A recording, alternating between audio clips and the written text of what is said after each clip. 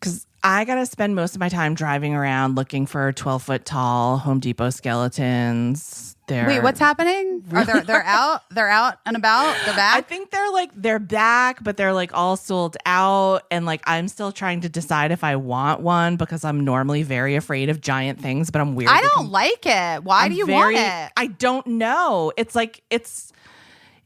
don't know. Do you know a childhood thing? I don't know. I'm very afraid of giant things, which I'm sure there's a word for. It's like the opposite of, I don't know what. I'm very afraid of giant things. I'm sure I've told you I went to see the spruce goose in high school and passed out just because of like what? The biggest. What is the spruce goose? What are you talking about? That's like that giant airplane that is in California. I don't know what. I literally don't know what you're talking about. You don't know about it? Like Howard Hughes built this giant airplane that was so big that it couldn't even get off the ground. Well, that's not an airplane then, Howard Hughes. Isn't that just like a fucking billionaire? You know what I mean? It's so classic. It's like so exhausting. They're all so fucking predictable. That's the thing about men that is the most exhausting part is their predictability. Yes. And that they're just like all the fucking same. Howard Hughes builds a fucking spruce goose. Jeff Bezos flies his penis to space or whatever. Like, I can't. It's exhausting. And they all, are just blech, so basic. You know what? You know, they're like the basic ones. Yeah, I know. And that's another thing. Talk about gaslighting. You know who's the most basic bitch of all? Men. They're the most basic bitches. Yeah. The basicest of all the bitches are men. Yeah. Yeah. And that's it. I'm sticking to it. Their voices are annoying sometimes too. Guess what? Their voices are annoying all the fucking time. And you know what? That? Sometimes some of them touch their hair too much. Like, Conan I cannot O'Brien. tell you. No. Well, first of all, yes, Conan O'Brien. But also, do you know the men in my life, friends, lovers, otherwise, who over the years I have had to listen to them talk about how they needed haircuts. And I'm like, you have 1.5 inches of hair. What are you talking about? I do not see what you are seeing. Like, oh, I really need to get my hair cut. Like, what? So much discussion over haircuts. And by the way, men don't just touch the hair on their heads. They touch their beards and they rub their body hair a lot. Oh my God, they're constantly rubbing their chest hair. So, like, I don't really want to hear about who touches their hair too much or who has an annoying voice because, yes, men, we got your number. We're on to you. We're on to you and your Howard Hughes spruce goose building bullshit. You know what, guys? You're basic bitches. And I've fucking had it with you. I've had it with you in your cold offices and your fucking haircuts all the time and your haircuts spruce gooses. Building giant penises that can't fly, that don't work. But not helping humanity and not fucking putting the dishes in the dishwasher, but rather just leaving them in the fucking sink. Oh, Lord. This not is you, not Jose my Andreas. oil stain. This is not my t-shirt. Get the fuck out of here. Wait, my mom just texted while I was talking. I have not gotten the results of your thyroid ultrasound yet. Please let me know when you have received them. Like, she has not gotten them. So she's not on the list. She's not going to get them. Did you think they were going to her? I think my mom, like, it is like entirely possible that would be something that my mother would be like, well, of course you put me on the list, right? I'm like, Mom, I'm 42 years old. No, I didn't actually put you on the texting chain with the fucking cancer thyroid specialist in Santa Monica. I really hope you get those results soon. Me too. Should I text her? The results person? Yeah, maybe. Why not? Yeah, do it. Oh boy. It's a long time to wait. You're doing okay? I mean, about that. Busy. Just I know. The gears started turning. That was a very loaded question. It truly was like when I was directing Cougar Town and I was like my episode had a lot of kids. Yeah. And they were little. Birdie was in it. But like, you have to think of creative ways to get kids to react to something, because it doesn't matter what they're reacting to if it's their shot and the other actor isn't in it, like the adult actor. So you can like literally like ask them like a math question or something, and then you get a really realistic reaction because they're just like they're like what trying to figure it out. And that's what I just did to you. You just did that to me. You did that exact thing to me by asking if you're okay. Yeah, because that's the biggest math question. An impossible thing for me to pull apart and figure out. But I don't know. I'm fine. Yeah, you're just waiting for the time.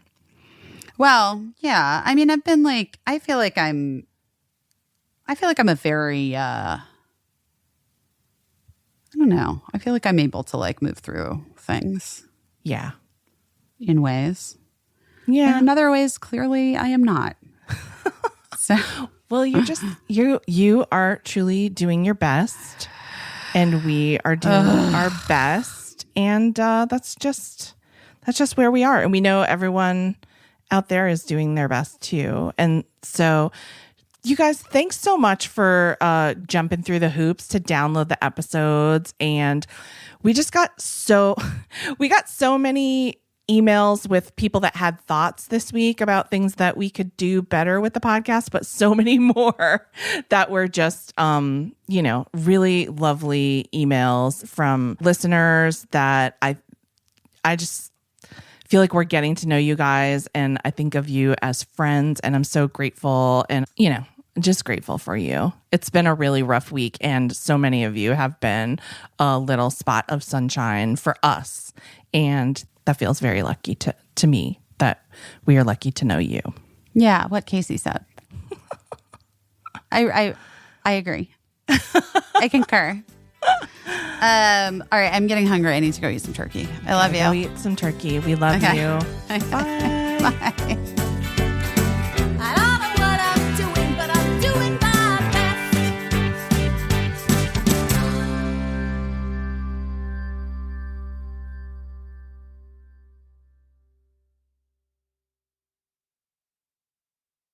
Oh no.